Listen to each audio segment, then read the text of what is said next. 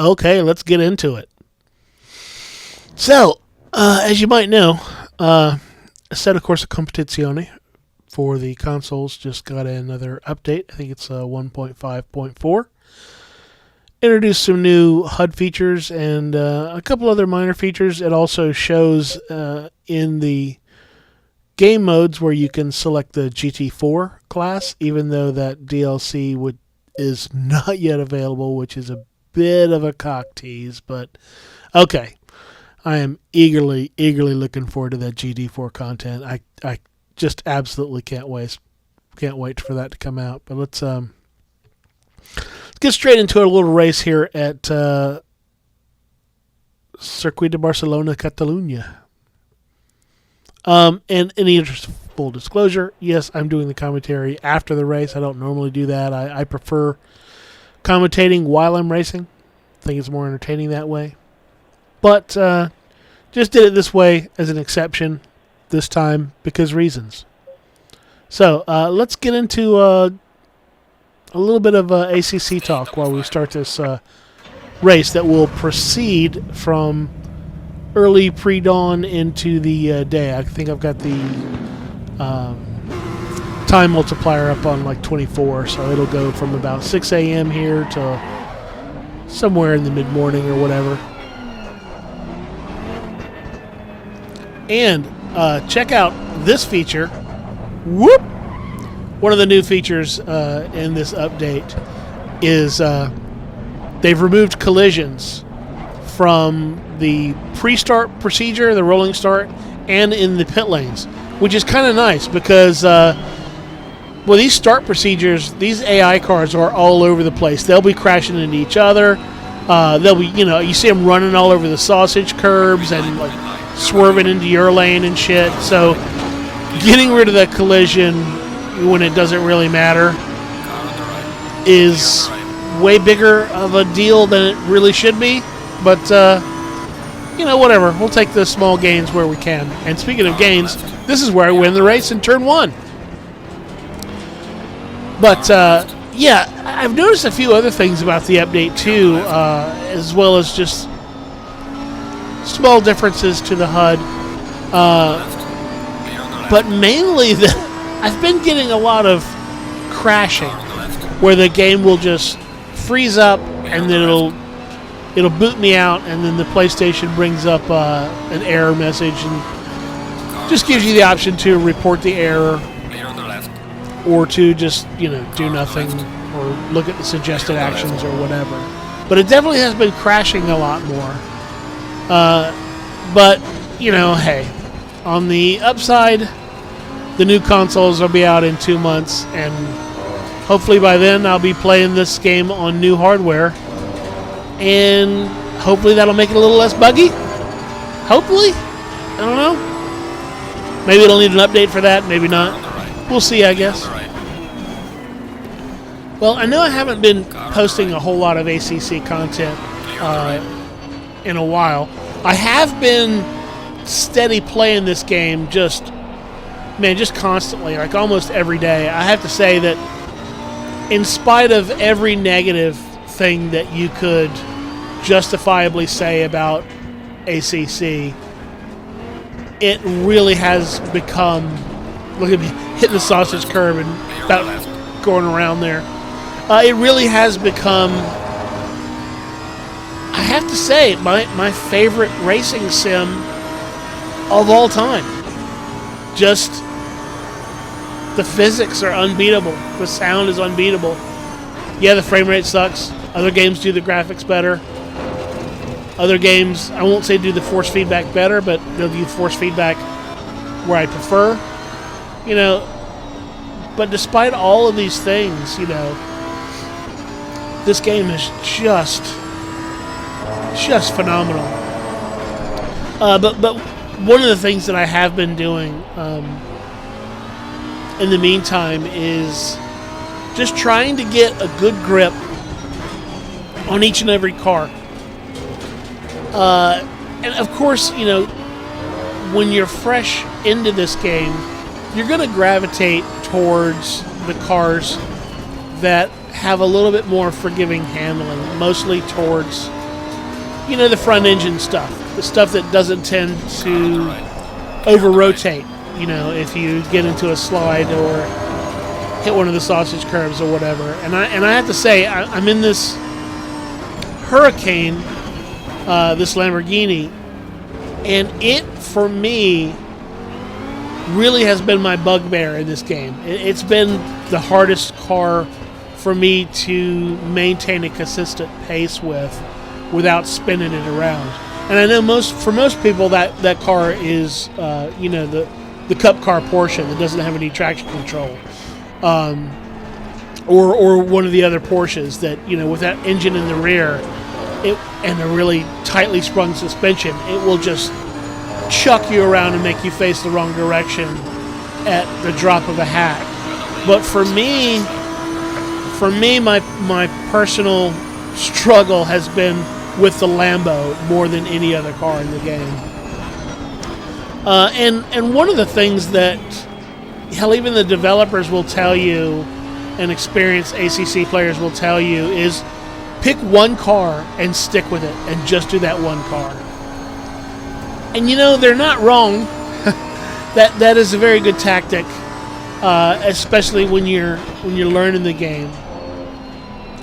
But I really wanted to get, if not a mastery of all the cars, I wanted to be able to just pick any single car, because they're all very competitive with each other. The balance of performance is pretty damn good. Yes, some are better than others, especially at certain things, but they're all pretty damn close as far as their performance goes. So I wanted just to be able to pick up any car and be able to perform decently in it. And not to kick everybody's ass, but just to be able to perform decently. I don't claim any special sort of skill set when it comes to ACC. I mean, you see this race here, the AI is only at 89%, which is pretty weak by a lot of people's standards, fairly. But I wanted to be able to pick up each and every car and do reasonably well. So that's kind of what I've been focusing on. I'll learn a track, and I'll learn it as best I can in a very forgiving car, and then I'll just do race after race after race after race, each time in a different car, until I feel I've got a pretty good handle on how best to control it and how to keep from, you know, being able to do a whole race without spinning out, basically, or facing the wrong direction. So that's kind of what I've been focusing on, and for me to just pick the Lambo that I've had so much trouble with and go round and round this track and do reasonably well is definitely a minor achievement, at least for me or someone at my extremely modest skill level. But yeah, so that's what I'm doing here, and turns out this race ended up being a pretty good battle. You know, obviously I'm already up to second, and we've got quite a ways to go in the race yet, but running down that leader's not going to be an easy feat, at least not for me. Another piece of advice you'll get from, hell, just from any experienced ACC player, and even from Aristoteles Rassilakos, one of the developers on his channel, he'll tell you that, you know, of the default setups, you know, there's a wet setting, there's a safe setting, and then there's aggressive setting. You know, if you're like me and you've come from other racing games, simcades, whatever, they usually leave a little bit of speed and a little bit of time in the setup for you. And I guess that's just so you can go in there and get yourself a setup and make yourself a little bit faster, and so you can pat yourself on the back and, hey, I won this race by my setup was better. Not really like that in ACC. The aggressive setup on all these cars is almost certainly, and almost without exception, is the fastest way to drive any of these cars, just with the default setting. And you know, unless you are incredibly knowledgeable and have just a deep well of experience when it comes to that stuff, you're better off just going with one of the presets for the most part and leaving it alone. Granted, you'll want to adjust your fuel according to how long of a race that you're doing, because you don't want to carry excess weight. And you'll need to adjust your tire temps because there is an optimum temperature. In ACC and the GT3 cars, the tires should be 27 to 28 PSI. And as you see here, the days starting to progress, the track's getting warmer, the ambient temperature is getting warmer. My tires are actually overpressured right now, and those left side tires will be overheating a little bit too.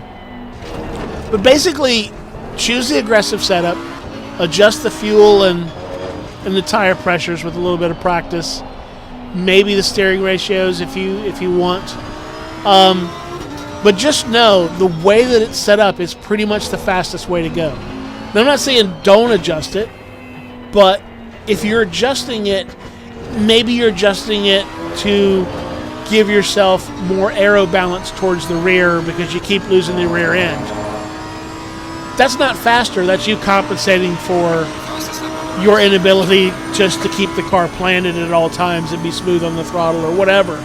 That's you compensating for your ineptitude, basically, because that aggressive setup is the fastest way to go. However, if it's a car that has a real tricky handling like the Lambo or like the Porsche, hey, there's no shame in using that safe preset. And then just sort of work your way up and get faster from there. Start at a base as that safe preset if you're really struggling with the car. Because, like I say, there's no shame in that at all, because this is a difficult game. These cars, it's not like Gran Turismo where they'll let you get away with just sort of chucking it into a corner, going into a four-wheel drift, and counter-steering your way out of it. They do not like being treated like that. And, there's a very small window to counter-steer and correct your way out of a slide. And not only that, the way that the game sort of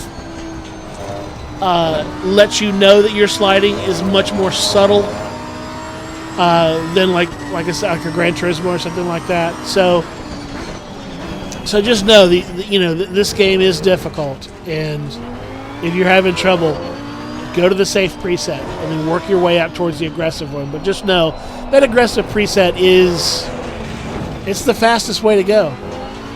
It really is. And any adjustments that you make aside from tire pressure and fuel is just to compensate for your own lack of ability to get good, as the comments say. Now, as far as I know, they don't have they haven't announced a official release date for the GT4 content for the console. But man, every time I log in, I have to go and check the store, the PSN store, to see if it's available, because man, I want those GT4 cars bad. I want that GT4 content. Something fierce. But anyway, starting to reel in this Ferrari here, just inch by inch. I'll reel him in a little bit, then I'll make a dumb mistake and he'll pull back away. But overall, I'm kind of getting just creeping up on the guy. Just finally starting to get closer. As you can see, my tires are a little bit too hot, a little bit overpressured. But I'm going to kick back now and just kind of sit and watch as we get closer to this Ferrari and see if we can't make a move on him here.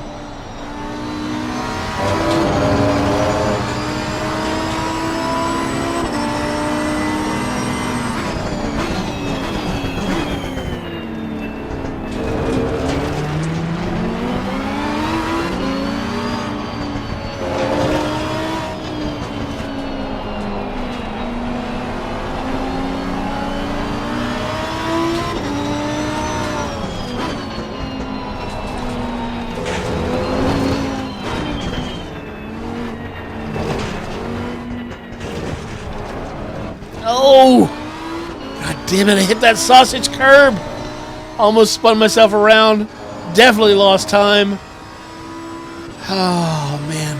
We are running out of time here. 2 minutes left. desperately trying to catch him, but sometimes when you go into full try-hard mode, you just end up screwing up, but I keep working on trying to reel him in here. I really love the look of overlaying the replay camera on top of the race cam. Yeah, it just kills me that. Oh, almost hit him. Had to lift a little bit, I think. Just kills me that Assetto Corsa Competizione for the console just does not have the full race replay. It only gives you like the last, what, 4 minutes. It's tough. I'd like to have that replay camera up there for the whole race. All right, starting to reel him in now. We're in close proximity.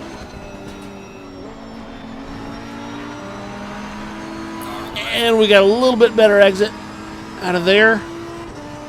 Able to get ahead. And we'll try to late break him into this hairpin. There we go. And finally, if I can hold on to it, finally I'm in the lead. After all this time on what is, I guess, the penultimate lap. Right towards the end of it, anyway. Look at me, screwing up, like going all the way off. Holy crap. It's really tough for me. Like, look at this. I'm going all the way off the track. It's so tough, like when I have a goal and I'm focusing on running down the guy ahead, sometimes I'll make mistakes because just I'm trying too hard. But what's harder than that for me sometimes is when I take the lead, it's not freaking out and just screwing up. Because you see I'm doing it. Like I finally got in the lead, and now I'm like panicking, trying not to put a wheel wrong, and trying to pull a gap, and then just end up throwing the race away half the time from the lead. It's definitely a personal challenge for me, that's for sure.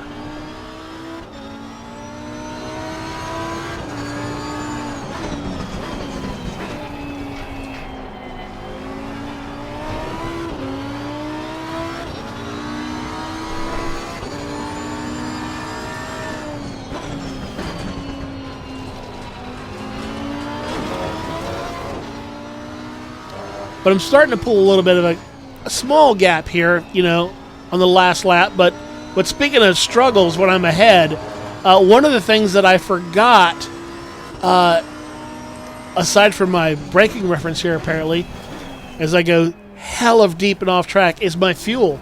Like if you look at that, where I put that arrow up on the screen, I am about out of fuel. I have less than a liter of fuel to go. And during the time of the race, I had no idea that I'm just like about to run out of gas at any second.